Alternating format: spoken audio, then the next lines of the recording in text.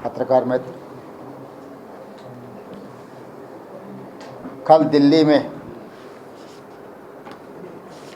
भारत सरकार नरेंद्र मोदी जी ने हार मान लिए। इस देश में युवा शक्ति के सामने 56 इंच छाती झुकना पड़ा। पहले वो समझते थे सबसे ताकत वाला 56 इंच छाती इस देश में, मगर अगर 2014 से इस देश के राजनीति में एक बार हम लोग देखें तो ये पहली बार नहीं है।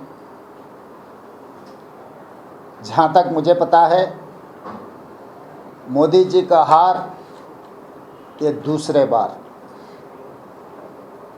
पहले नरेंद्र मोदी जी, भारतीय जनता पार्टी सरकार इस देश के किसानों को, मल्टीनेशनल कंपनियों को, कॉरपोरेट ओनर्स को गिरवी रखने के लिए कोशिश किया हुआ है। उसी दिन राहुल गांधी जी ने कहा संसद में, मैं गवाह हूँ, उस समय पर मैं संसद में था, नरेंद्र मोदी जी आप इस किसानों को गुलाम करवाने के लिए कोशिश कर रहा है। अदानी, अंबानी, अमेज़न जैसा कॉरपोरेट कंपनियों को किसानों का ईमानदार आप बेचना चाहता है। इस देश हर किस मानने वाला नहीं है। किसान के खिलाफ जो 3 काला कानून लागू किए वापस ले लो, मगर आप नहीं सुने, क्योंकि आप समझ रहे थे इस देश में, इस दुनिया में आप सबसे बड़ा ताकत वाला है, आपको कोई नहीं हरा सकता। इसीलिए उसी दिन कहा राहुल जी ने, वापस लेने के अलावा अब माफ़ी भी मांगना पड़ता है इस देश में। जब विपक्ष ने, इंडिया दल सब आगे आकर आवाज़ दिए तो भी नहीं सुना आप, तब देश के किसानों ने सड़क पे आ गए। दिल्ली घेर चुके, महीनों भर दिल्ली में किसानों बैठकर मोदी जी के खिलाफ, भारत सरकार के खिलाफ लड़ाई शुरू किए। बहुत सारे किसानों ने शहीद हुए, फिर भी वो पीछे नहीं हटा, मोदी जी को हरा दिए। मजबूरी से मोदी जी किसान के खिलाफ जो 3 काला कानून लागू किए वापस ले लेकर किसानों से माफ़ी मांगा। पहले बार मोदी जी को ये महसूस हुआ इस देश में 56 इंच छाती से किसान ताकत वाला है। किसान चाहे तो मोदी जी को हरा भी सकता है, हरा के दिखाया।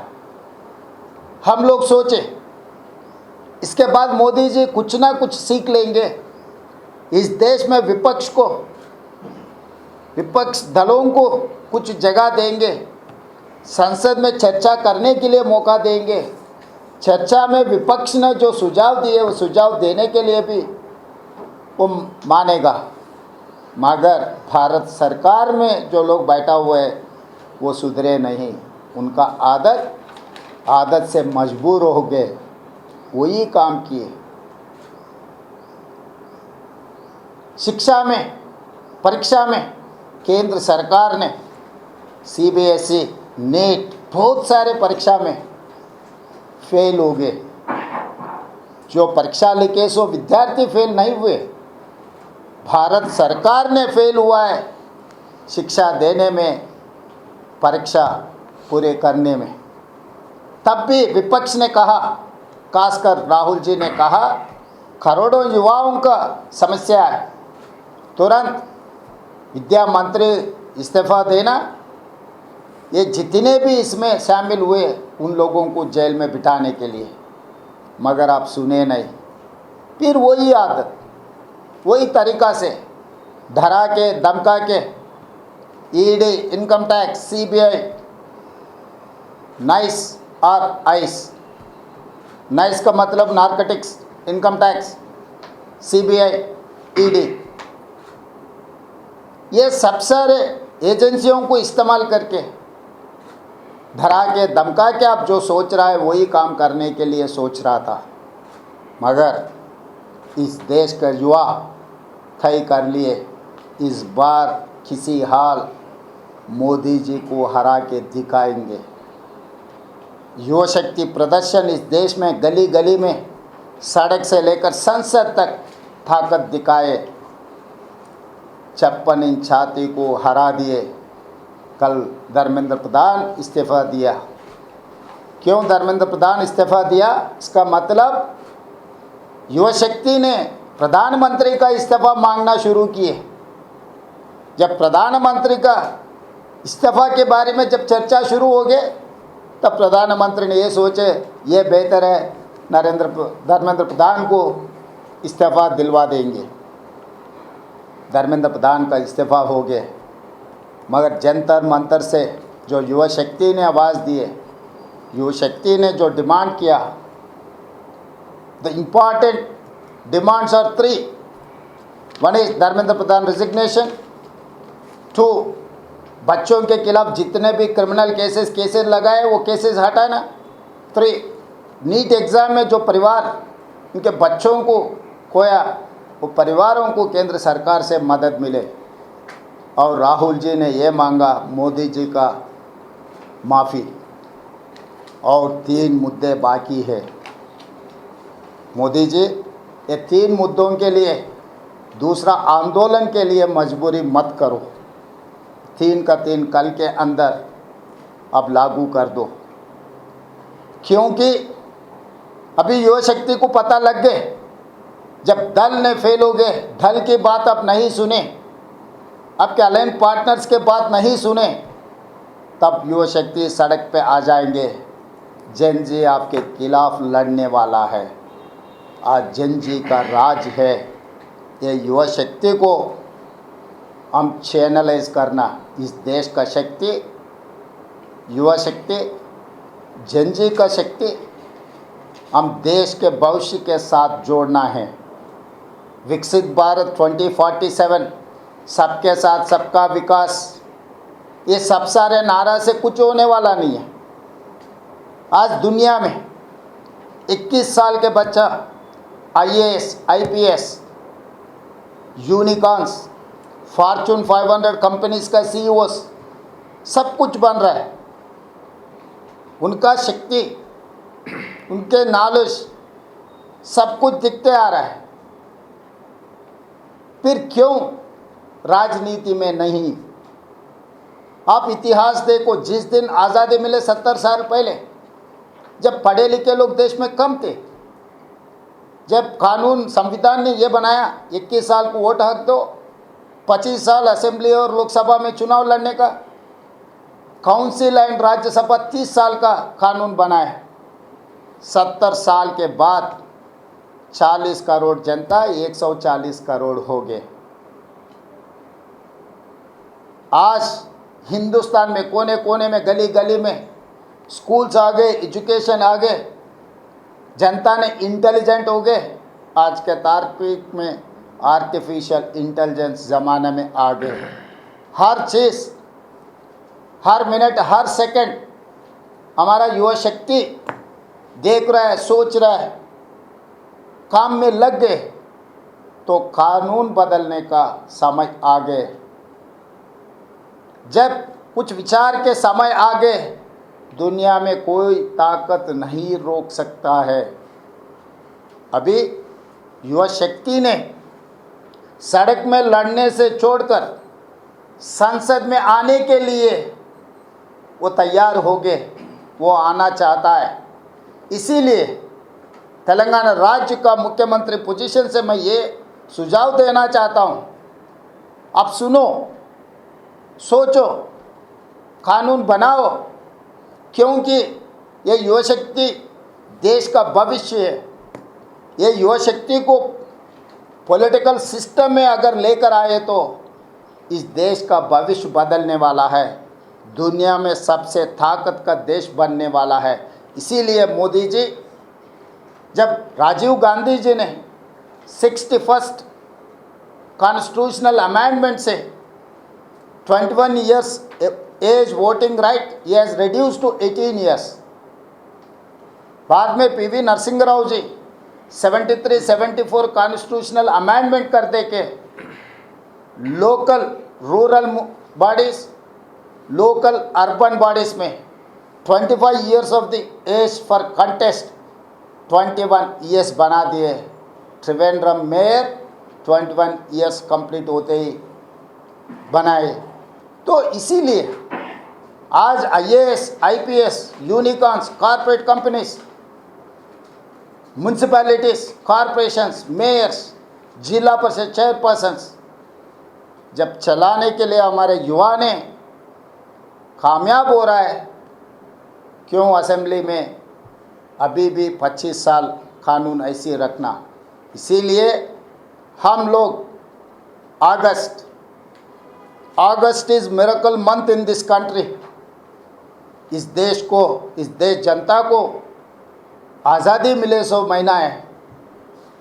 इसीलिए अगस्त महीने में तेलंगाना असेंबली और शासन मंडली कंबाइंड सेशन हम बुलाने वाला है, चर्चा करने वाला है, सब विपक्ष के राय सुनने वाले हैं। उसके बाद रेजोल्यूशन कर दे के assembly and Lok Sabha contesting age 21 years, council and Rajya Sabha 25 years.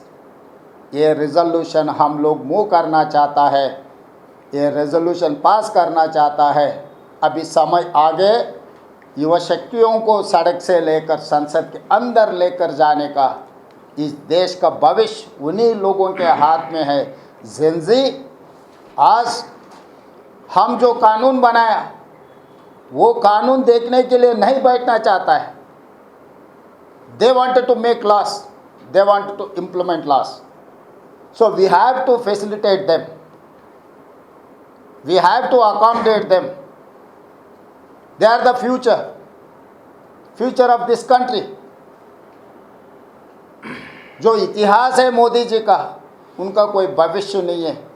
जिनका भविष्य है उनको मौका दिए तो अपना नाम, अपना काम देश के जनता याद रखेंगे।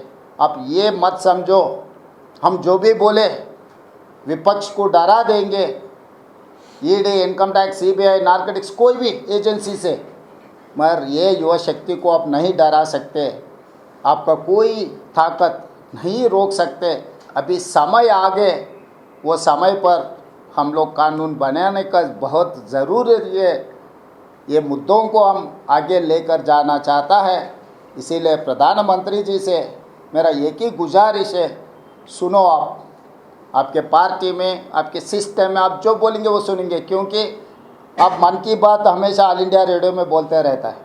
रेडियो का आदत है बोलने का, सुनने का कुछ नहीं है। मोदी जी भी ऑल इंडिया रेडियो जैसा है, बोलने का आदत है, सुनने का कोई आदत ही नहीं है। अब सुनने का आदत भी पड़ेगा, क्योंकि देश बदल रहा है। देश मोदी के खिलाफ लड़ना शुरू किए। बीजेपी का आदत है, बीजेपी के खिलाफ कोई भी बोले तो देश के खिलाफ बोल रहा है। नहीं ये तो अर्बन नक्सलाइट्स, नहीं इनको इनके पीछे विदेशी शक्ति है। और किसी का वो विपक्ष को छोड़ा नहीं, युवा शक्ति को छोड़ा नहीं, किसानों को भी छोड़ा नहीं। मगर आप कुछ भी इल्ज़ाम लगाने के लिए कोशिश करो, उससे कोई फ़ायदा नहीं है। हार मांगना पड़ता। कम से कम अब आने वाले सेशंस में आप seat enhancement, delimitation and women reservation, ये बिल्स आने का चर्चा होते जा रहा है। इसमें ये भी लगा दो, चर्चा में बिल इंट्रोड्यूस कर दो। ये 4 मुद्दों को एक ही साथ में चर्चा करो, 4 मुद्दों को एक ही साथ लो। इसके लिए अगर आपको डेमोक्रेसी के ऊपर भरोसा है तो जेपीसी बनाओ, सब विपक्ष दलों से सुझाव ले लो, स्टेक होल्डर से भी चर्चा करो, एक अच्छा कानून बनाएंगे। इस देश भविष्य के लिए ये बहुत ज़रूरत है। इसीलिए प्रधानमंत्री जी से मेरा डिमांड एक ही है, आप seat enhancement, delimitation, women reservation के साथ साथ एज कम करने का भी इसमें जोड़ दो। इस हिसाब से हम असेंबली, लोकसभा, राज्यसभा, जहाँ पर भी इलेक्टोरल प्लेटफॉर्म से हर जगह में चर्चा होना, चर्चा के बाद जो जनता की आवाज़ जो है ये आज हम लोग तय करना। पहले कांग्रेस पार्टी ने ये नारा दिया, जय जवान जय किसान, आज जय जवान जय किसान जय युवा, ये नारा से हम लोग आगे जाना है। कांग्रेस पार्टी ने ये मुद्दा लेकर आगे जाएंगे, जय जवान जय किसान जय युवा। अगर युवा के साथ आप लड़ना है तो आपको तो पता लग गए, कल जंतर मंतर में तारीख गवाह है, आगे आप लड़ना है तो हमको कोई एतराज़ नहीं है, लड़ो युवा से, कौन हारेगा कौन जीतेगा समय आपको रिजल्ट देंगे।